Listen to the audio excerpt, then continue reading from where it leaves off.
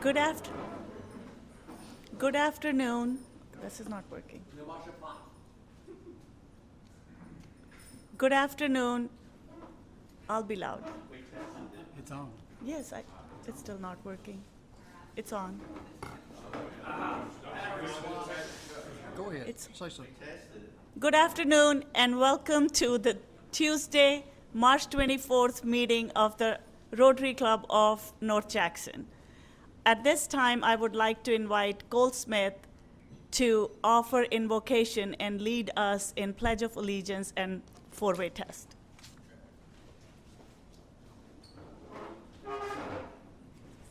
Hey, welcome visitors. We're glad to have you.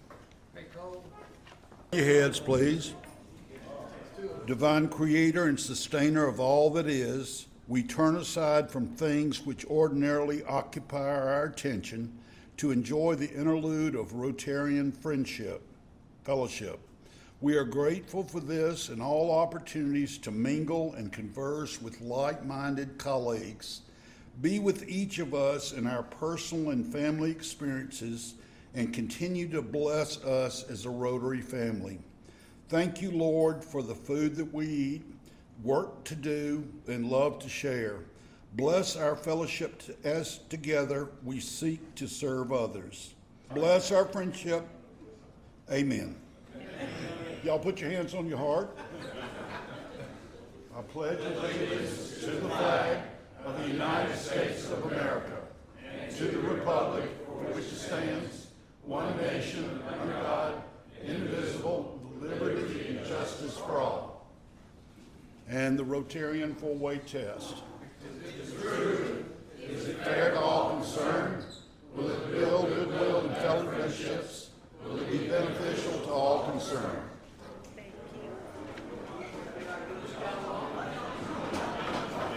Thank you, Cole. Dawn will come forward now to announce the birthdays and anniversaries.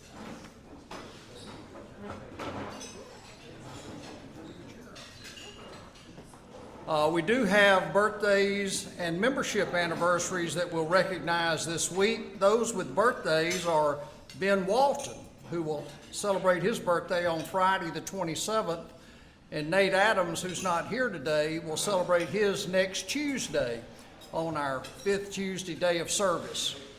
We have no members with wedding anniversaries this week. We do have one membership anniversary. Past President Udio Pineda will celebrate 17 years as a member of our club on Tuesday the 31st. So let's give these folks a round of applause.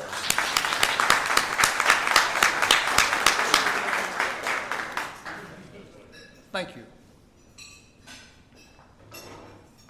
Thank you, Dawn. Today we are privileged to host guests who may be interested in joining our club, and I would like to extend a warm welcome to each of you. I have a couple of announcements before we introduce our esteemed guests today.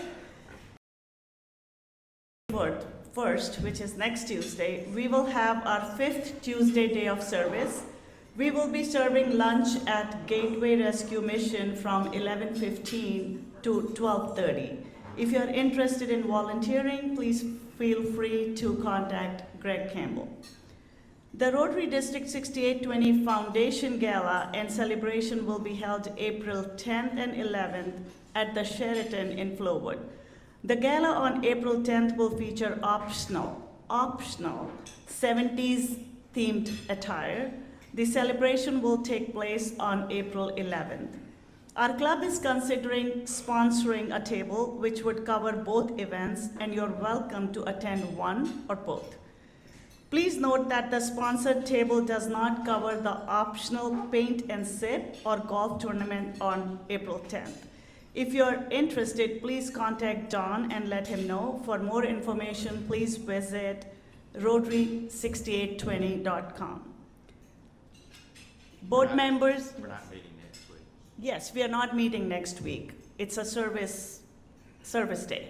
So whoever is interested, we'll just meet at Gateway Rescue Mission. Board members, please plan to stay briefly after our regular meeting for a short stand-up meeting. Today we are honored to welcome Mr. John Horhn, Mayor of Jackson, as our guest speaker. I would now like to invite Greg to come forward and introduce our mayor. Thank you, Madam President. Mayor John Horhn served more than 32 years as a member of the Mississippi Senate. Prior to his election, his public service included serving as program manager of the Mississippi Arts Commission, director of the Mississippi Film Office, director of Mississippi Tourism Office, and executive director of the Governor's Office of Federal and State Programs. I remember all that. In private life, John and I have known each other for years.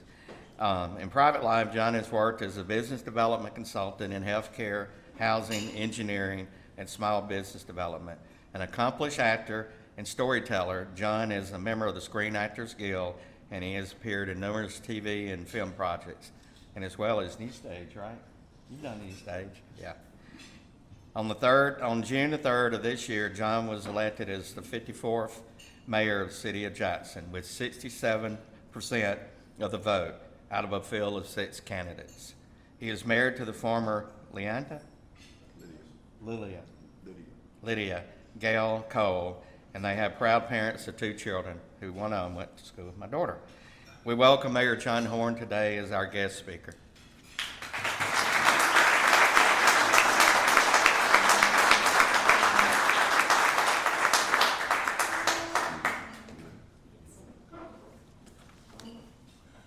Well, good afternoon to everyone. I don't have a prepared speech, so I'm going to ramble for about 30 minutes. I wanted to say how much I appreciate the invitation and the tenacity of Greg Campbell to keep after me until we were able to say yes to come to the Rotary Club for today. And to President Neelam Goel, I immediately thought that she was the daughter, niece, or daughter-in-law of Dr. Dinesh Goel, who used to be my personal physician. And come to find out, just because your name is Goel doesn't mean you're related. So, when we got elected, it was like the dog that catches the bus. What do we do now? And we have since found out that there's a lot to do. We decided we were just going to get after it. So when we got elected, I felt like the little engine that could, because it was my 4th time at the rodeo of running for mayor of Jackson. After the 3rd time, I said, okay, I got the memo. These folks don't want me as their mayor. And a lot of reasons. Someone said, well, what would we do without you in the Senate? You're a good senator, so we don't want to lose you there. So a lot of folks would vote against me to keep me in the Senate. A lot of folks just didn't want me, period. And so at that point, the 3rd time, I said, well, I really do get this memo, and I'm done with it. But about 2 years ago, I started hearing from people, and almost a day did not go by that someone would come up to me, all walks of life, all parts of the city, hey, you should run for mayor again. You're going to get it this time. And I took that to mean that sometimes things are not in your time, but they're in God's time. And I believe that we are the person for this season in Jackson to try to help turn our city around. So I say that my campaigns have been a mark of tenacity and persistence and stick-to-itiveness, because we do think that we've got some things to offer to the city that it might be able to make use of. And so when we were running in the campaign and also in our first few months, we wanted to do 3 things. Number 1 is restore trust and accountability to city government. Folks had gotten to the point where they were jaded about whether the city was going to be able to revitalize itself and whether the folks who work in city government really care about the city, and there's some signs that might be the case, but other signs, once we've gotten in there, we've realized that folks, the inertia was because there was a lack of direction, that there was nobody at the top who was pushing folks toward excellence and towards accomplishing and getting things done. So we wanted to restore trust and accountability to our government, and we wanted to establish a sense of trustworthiness and trust in general to our local partners, in this case, Hinds County. We have since established a memorandum of understanding with Hinds County that says that we're going to work together on mutually beneficial projects, and we've signed that MOU. And the first thing that we have gotten involved with is pothole repair. The city doesn't have the manpower right now in our public works department, so we have the ability to pay for supplies and equipment, and the county has the manpower. So last month, for example, the county, in partnership with the city, did 2,500 potholes. And we're averaging about 2,500 a month now, ever since we signed that MOU. We wanted to restore trust and accountability with our state partners. And not only have we been able to restore a better relationship with the legislature, we're also in pretty good conversation with the governor of the state, and we've signed an MOU with the Mississippi Development Authority, and we're working on mutually beneficial economic development projects between us and the capital city and the state of Mississippi. And in fact, MDA is lending us a project manager where half of his time is spent exclusively working on Jackson projects. We also have been in D.C. about 4 times since we were elected to try to strengthen the relationship between our congressional delegation and our members of the Senate. And all 4 of the 2 congressmen, Congressman Guest and Congressman Thompson, as well as both Senators Hyde Smith and Senator Wickham, both of whom I serve with in the state Senate, have all 4 of them have earmarks in the hopper right now for the capital city, and we're hoping that we'll see some fruition come out of those earmarks. But we've really wanted to say to Jacksonians, don't give up on your city. Don't give up on Jackson just yet, because there's a lot of life left in the capital city. And I think one of the first things that we were tasked with doing is putting together a good team. And the last piece of that team building we were able to get accomplished on February 24th, when we had the confirmation hearing of our new chief of police, Dr. Rachelle Brackney. And I would stack the leadership team that we've got put in place right now with anybody else in the country. I think we've got a lot of talent, and we have a lot of folks who are earnest about wanting to see Jackson do better and to see us perform better. So the second thing that we wanted to, and we haven't quite gotten there yet, but we're getting there, of having the average citizen possess the expectation that their basic services are going to be met. And that's, a couple of years ago, that would be saying a whole lot. But we're getting there to where you're expecting good service. It's not something that's an exception to the rule, not an aberration, but it's the expectation that when I turn on that faucet, what's supposed to come out comes out. When I flush that toilet, what's supposed to happen with that happens.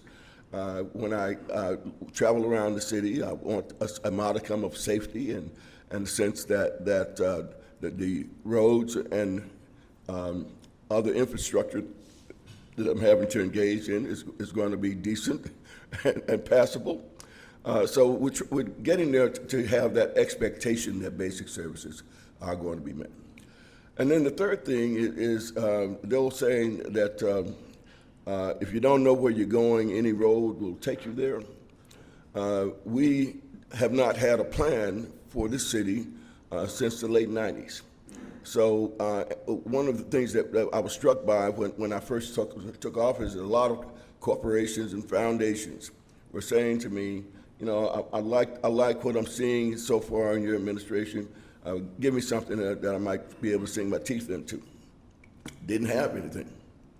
And that prompted us to put together what we jokingly called Jackson Rising Phase 1. And it is the result of that is this the young man, Jamal Sibley, is passing a paper version of this. And what it is the results of 14 task forces that were brought together with over 300 participants, over 1,000 hours of discussions about what we want to see happen in our capital city. And we broke it down into 14 different task forces. It speaks of everything from public safety to infrastructure to housing to the unhoused to arts and culture to looking at a lot of the issues and problems that we have in our city that need to be addressed. And we wanted this first phase, there's a 150-page document that accompanies this summary. So if you go to jxnrising.com, you can pull down the whole report. But we wanted to be able to put something in folks' hands. Jamal, over there. We want to be able to put something in behind you. Jamal, behind you.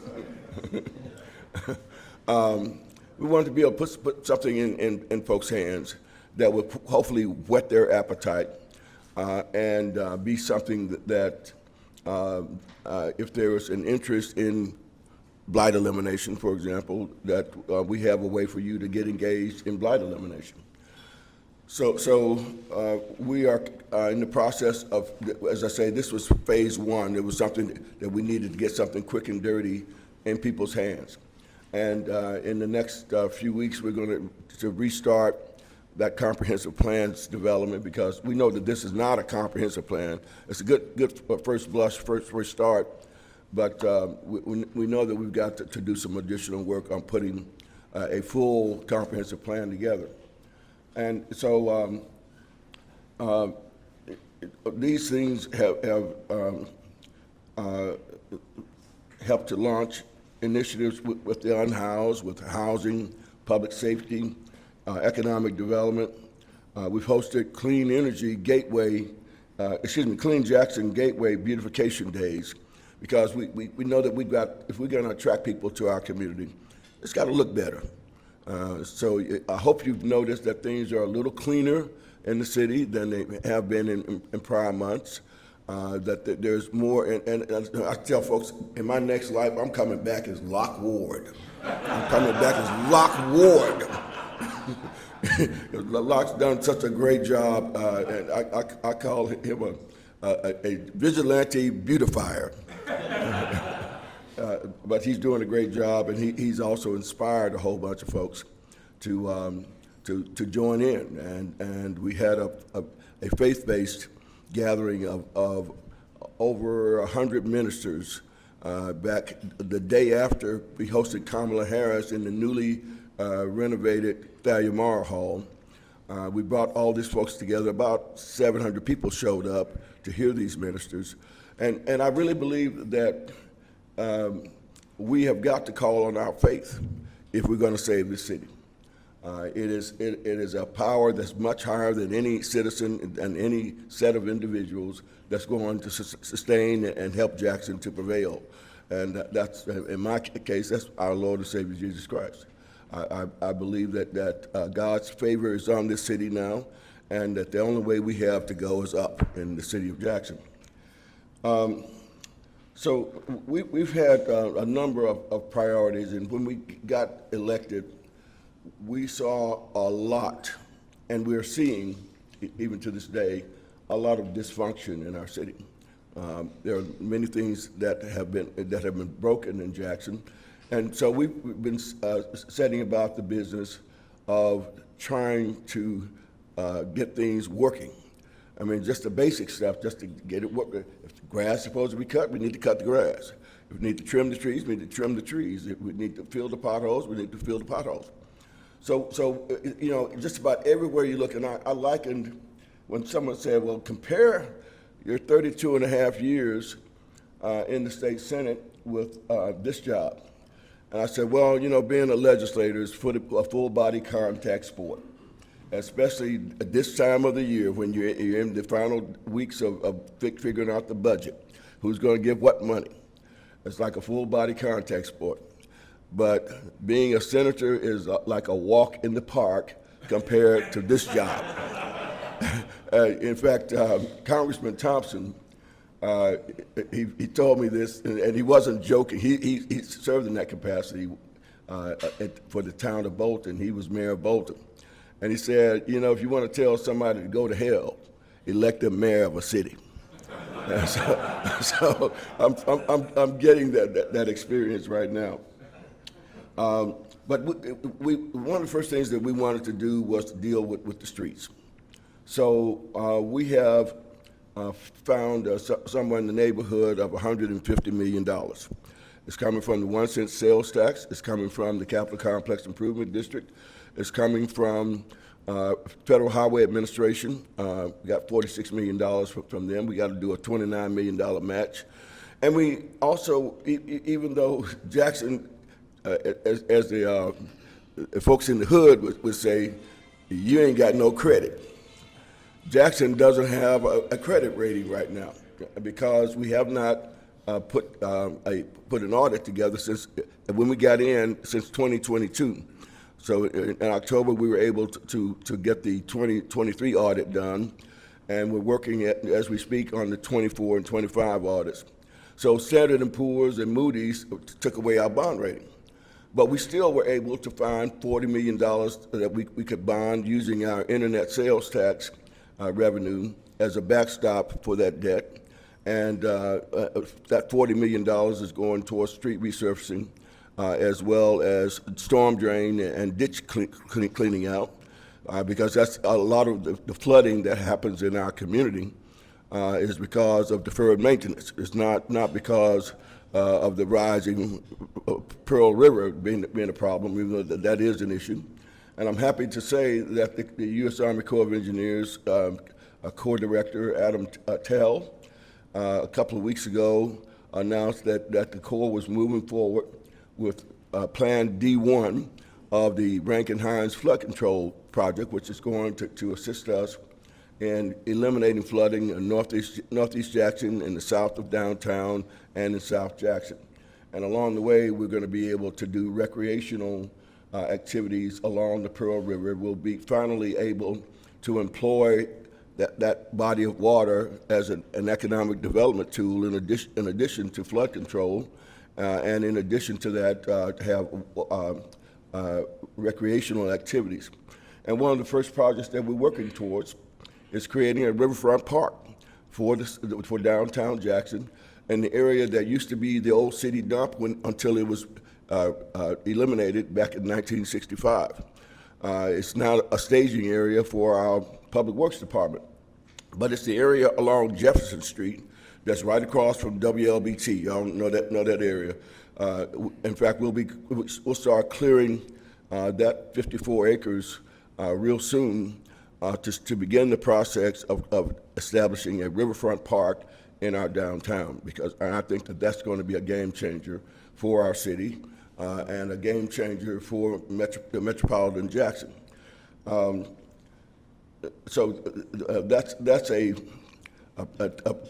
project that we were real proud of. We think that it's going to reset the tone in Jackson, Mississippi, that we are indeed worthy of being a destination.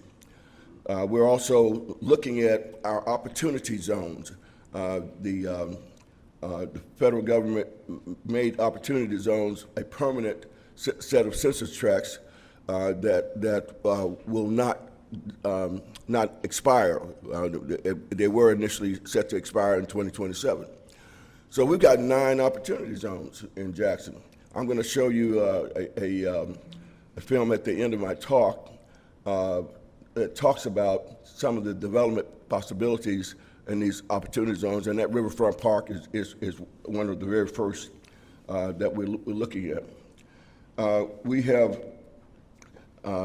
looked at partnering with places called like the Bean Path and Metro Booming. The Bean Path is trying to develop a tech hub in downtown Jackson. A young lady, Dr. Nashley Cephas, who works with Amazon, in fact, sold Amazon some software, and then they hired her to manage the software out of Atlanta. But she's from Jackson, Provine graduate, and she's wanting to establish a technology hub to deal with AI, cybersecurity, those things, because she wants to create an environment right here in Jackson where young people don't have to do like she had to do, which is to leave Mississippi in order to be able to follow her career choice. We're going to try to create that career opportunity right here in downtown Jackson. We're also working with companies like Metro Booming, which is teaching high-end skill sets like diesel mechanicking, forklift operations. But to meet the 100,000 jobs that are going unfilled in Mississippi, because employers can't find folks that have the skill set or the training that they need for them to have for those kinds of occupations. So we're also trying to answer citizens first, and we average. We have about 7,000, more than 7,000 police records that we're digitizing right now. We're launching a dashboard for citizens that want to know about the capital city. We have revamped our constituent services program and 311. Now somebody does answer your call. If you call 311, you will get a return call if you had to leave a message. But we're just, again, trying to be more responsive to citizens and the concerns and challenges that they're facing with by living in Jackson. We're going to launch a new program called the Mayor's Show on our PEG network. And we're also doing a number of listening forums and neighborhood gatherings to keep people informed about what's coming up in Jackson, what some of our major initiatives are. When we got in July, of course, Jackson Water was a big issue, and we admire what Jackson Water has done especially in the first few months of getting our water treatment facility back up and running. They've done yeoman's work at that. But our recurring refrain to Judge Wingate is, look, Jackson Water's got to do better with billing and collections. They've got to do better with customer service. They've got to do better with tightening their own belt, because when Jackson Water first took over, they have, since then and to this day, are doing no bid contracts. We think that if we had competitive contracting and a competitive process, we get a better bang. So we give credit to Jackson Water for the work that it has done, but we're ready to have our system returned to us, either through a regional system, a metropolitan system, or through a municipal utility district of our own. But I don't foresee our Public Works Department running our water and wastewater department. 78% of communities around the country have a third party who does that for them. I expect that we will have a third party who does that for the city, either in a metropolitan fashion or in a single municipal fashion. We are working with Hinds County on the roads. I mentioned that, and also the last major appointment in our staffing has been to get what I consider to be a top-notch law enforcement official who started out as a beat cop, spent 31 years at the Pittsburgh Department. Last 15 years of that engagement, she worked as commander of major crimes and operations. She also served as a police chief at George Washington University and Charlottesville, Virginia. And she's right now a doctor of criminology and is with George Mason University, and is a much sought after speaker about community policing, the use of technology in policing, the establishment of merit systems in police departments. So we think we have high hopes for Dr. Brackney, and that she's going to really turn JPD on its ear and have us come into the 21st century with law enforcement procedures and practices that speak to the times in which we're in. We also, one of our great assets is our history, our art, and our culture. They are great selling points for us, and a lot of times I think we take it for granted. This morning, a gentleman I was talking with before we started said, that kid, I hate to tell you, but that kid is coming to sing this afternoon. And I said, I hope he does it. That means I got to follow him. It's a young man, Landon Price. Very, very talented guy. But we have so many talented people in our community, whether they're writers or artists, visual artists, or if they're musicians or singers. We have that richness in our cultures, in our DNA. And that's why we're getting after and really supporting things like the National Folk Festival. This coming Saturday, we've got Jubilee Jam, and I'm the Grand Marshal. I don't know how that happened, but we'll be the Grand Marshal for the 4th largest St. Patrick's Day parade in the United States. The night before, we have the Symphonic Blues concert featuring Morgan Freeman, and he's bringing the Mississippi Symphony Orchestra together with a bunch of blues guys they're gonna jam with the symphony. So we're supportive of things like that, and Thalia Mara is booked up through 2027 right now. So the only thing we have to do is get it back open, get the repairs done, and let that great asset really do the work for us. So we're pleased with that, but we also know that we're in a creative economy, and this community has a lot of creativity, and we want it to be an important part of what we're doing to re-characterize and reform Jackson, Mississippi. The thing that I want people to do more of is do your part. If you're in a homeowners association and your homeowners association is doing pretty well, find a homeowners association that's struggling. But we need folks reaching out to the less fortunate, to the less engaged, to try to turn our city around. If we do that, I think that Jackson will come back all the faster. We need to eliminate the blight.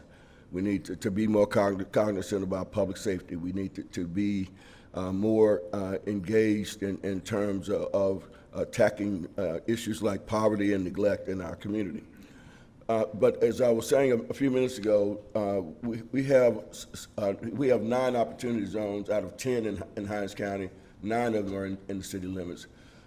What I'd like to leave you with in these last few minutes, I've been talking a long time. Jeez. Well, this is 4 minutes. Let me ask for you ought to give us another 4 minutes. And this is a reimagining downtown or in the commercial areas of the community. A number of them are in downtown Jackson along the Fair Street historic district. We've got the Riverfront Park near Jefferson. We've got a reimagining of an area near the Cat Head Distillery, where we think a new stadium for Jackson State could go. We're looking at the reimagining of the Fair Street Historic District, looking at the area around the Medical Mall, looking at the area around Jackson State for student and faculty housing. and then finally the zoo. We think that the zoo, the day of that zoo remaining as just a zoo are over. The days of possibly being able to move it, can you turn the volume up? Possibly being able to move the zoo, those days, we got to figure out whether we're going to either close the zoo or we're going to develop and reimagine the zoo. So we're going to try to get the sound up a little bit.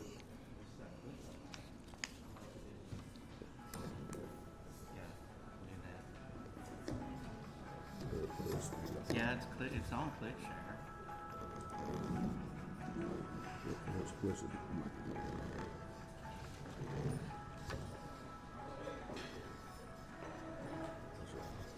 It's on ClickShare. Where's the microphone? It's up. I tested it earlier. I don't know what the deal is. Everything is up. Hold on.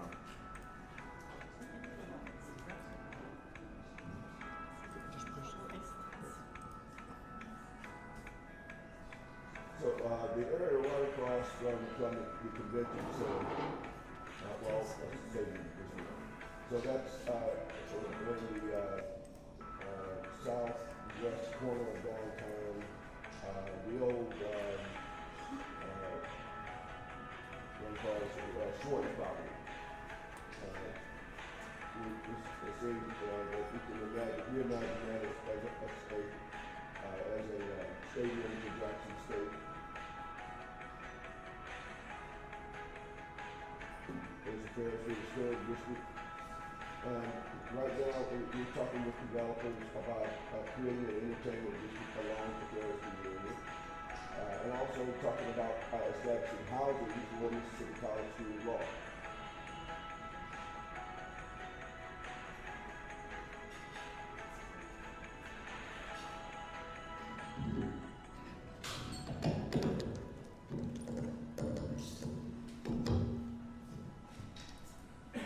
Student and faculty housing along the JSU Metro Parkway, which is about a 58-acre site that Jackson State University owns along the Dr. Robert Smith Parkway. And we believe that housing is something that JSU has to address sooner rather than later. And we think that there's already a public-private partnership that's available for JSU to develop housing for its student population, area residents, as well as its faculty. And here's the zoo, a site at the zoo, and we wanted to reimagine the zoo with updated parks, with farmers markets development that would help folks better enjoy the medical corridor, which is, the zoo is on that medical corridor. And then the medical mall, you know, that was once the first indoor retail mall in the state.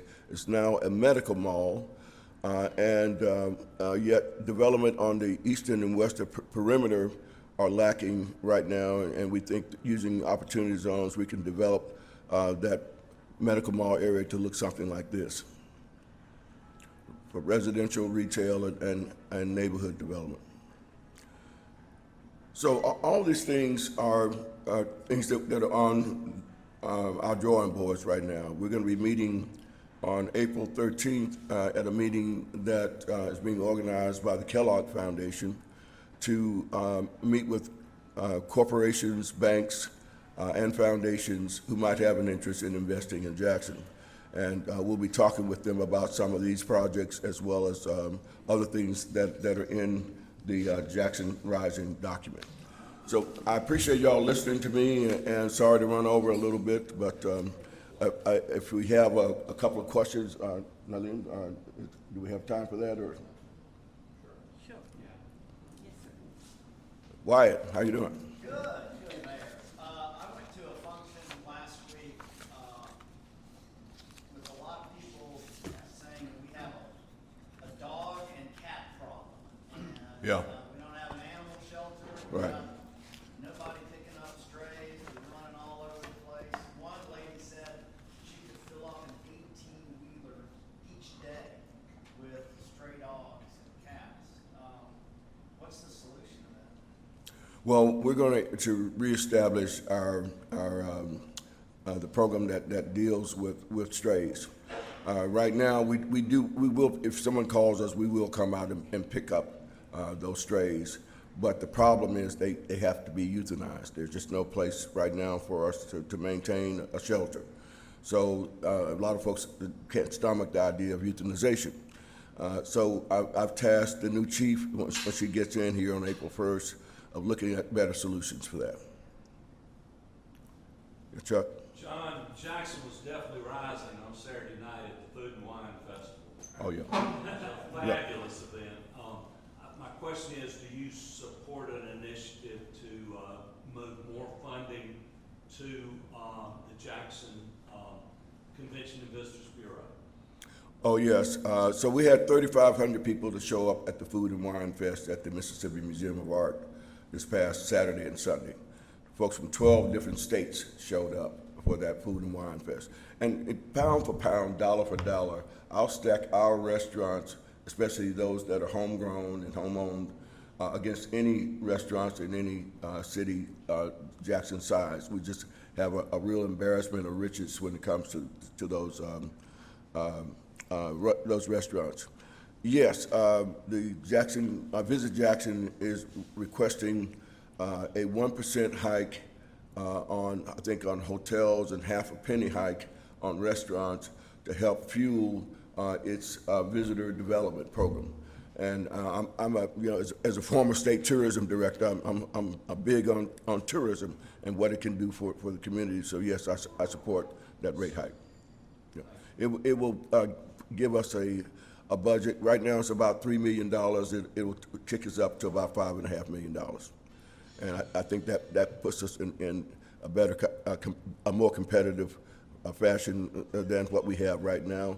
And most cities that are much smaller than Jackson have a total of 12 or 13% sales tax. Ours is right now, I think, around 9%. Yeah. What's your plan for the traffic lights? Yeah, so we're doing a traffic study right now, and Jackson has got to be right-sized. Our city is supporting an infrastructure for 250,000 people. We have 144,000 people in Jackson. So we got to downsize ourselves, and dealing with traffic lights is one of those. The other problem with that is traffic lights and street lights. Entergy is going to get paid whether the lights work or not.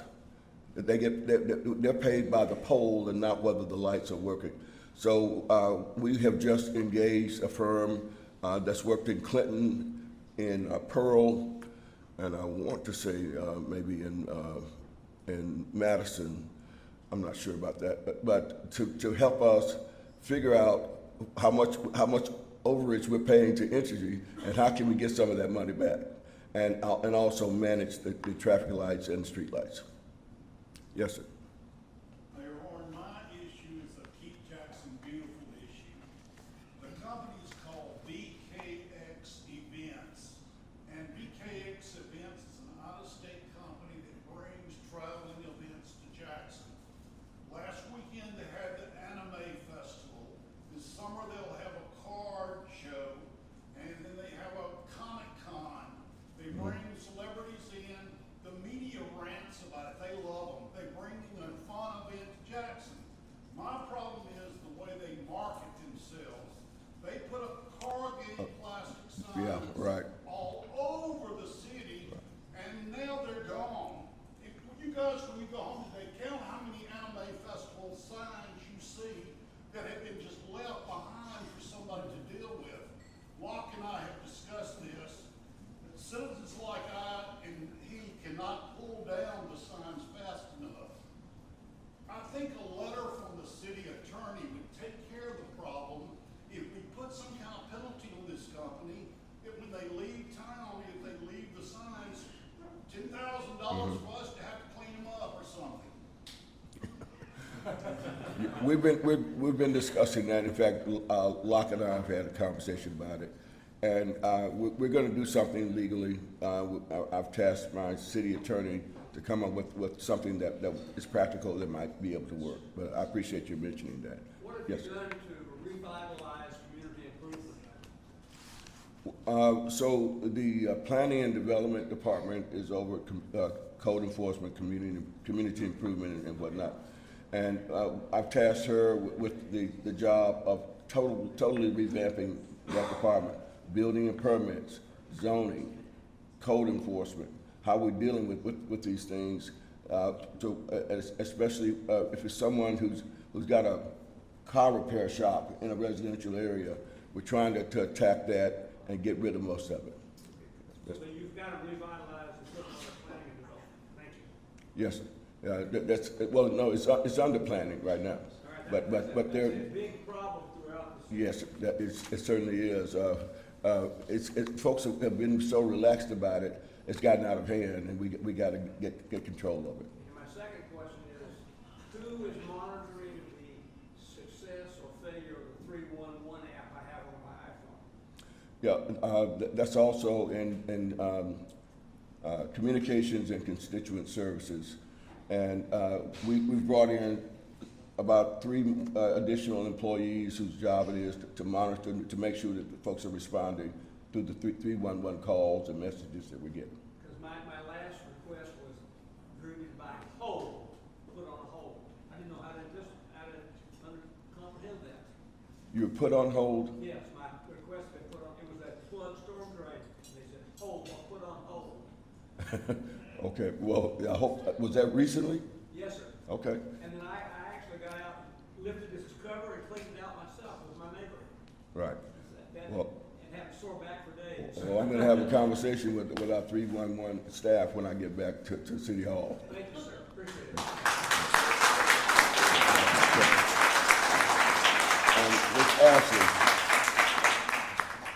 Miss Ashley, did you have a question? No. Oh, okay. Well, tell your dad and mom I said hey. Thank y'all, appreciate it.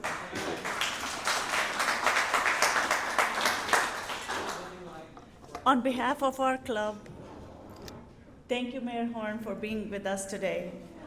We understand how demanding your schedule is, and we sincerely appreciate you taking the time to come and speak with us. We truly appreciate your leadership and the commitment to our community. To the reminders of the 2 announcements that I made earlier, no regular meeting next Tuesday, and board members, please stay behind for a brief meeting. If there is no other business, we will adjourn the meeting with the club motto.